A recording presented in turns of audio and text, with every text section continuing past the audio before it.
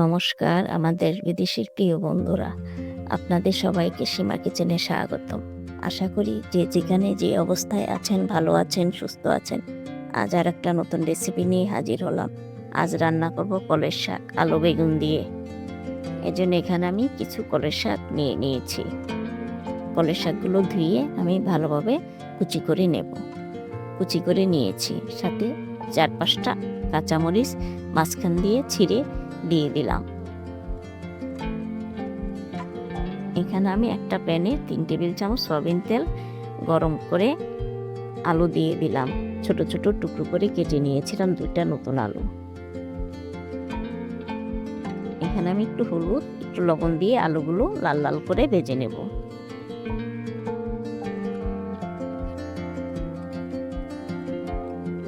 আলুগুলো লাল লাল হয়ে গেছে, এখন আমি উঠিয়ে নেব।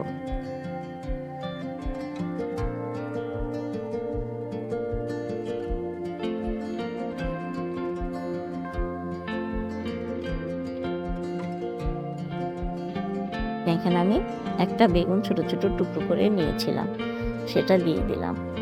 একটু লবণ দিলাম, একটু হলুদ দিলাম। আমি বেগুনটাও লাল লাল করে ভেজে নেব।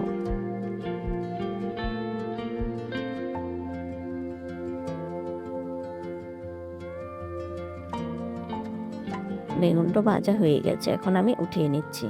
এ পর্যন্ত এসে যারা আমার ভিডিওতে একটা লাইক দিতে ভুলে গেছেন, প্লিজ একটা লাইক দিয়ে নিন, আপনাদের কাছে অনুরোধ রইল। এখানে আমি সেই তেলের উপরে 1/3 কাপ পেঁয়াজ কুচি দিয়ে দিলাম, 1 টেবিল চামচ রসুন কুচি দিলাম। একটু পেঁয়াজটা হালকা মজে আসলে শাকগুলো দেব। যারা সবসময় আমার ভিডিওগুলো দেখে আমাকে উৎসাহিত করেন, তাদের জন্য রইল অনেক অনেক ধন্যবাদ ও ভালোবাসা। পেঁয়াজটা মজে এসেছে, এখন শাকগুলো দিয়ে দিলাম।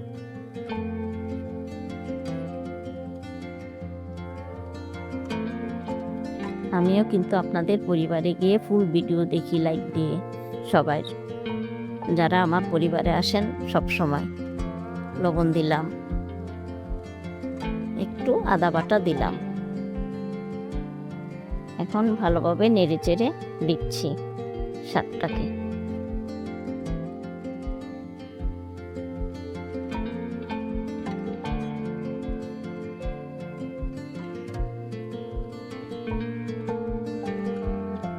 ভেজে রাখা আলু বেগুনটাও দিয়ে দিলাম।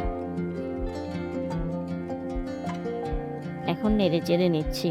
আপনারা কে কে আলু বেগুন দিয়ে এরকম কলের শাক ভাজি খেয়েছেন, আমাকে অবশ্যই কমেন্টের মাধ্যমে জানাবেন। আপনাদের কমেন্ট করতে আমার ভীষণ ভালো লাগে। মিডিয়াম টু লো হিটে আবারও ঢেকে দিলাম 3 মিনিটের জন্য। 3 মিনিট পর আবারও ফিরে এলাম। এখন আবারও নেড়ে চেড়ে দিচ্ছি।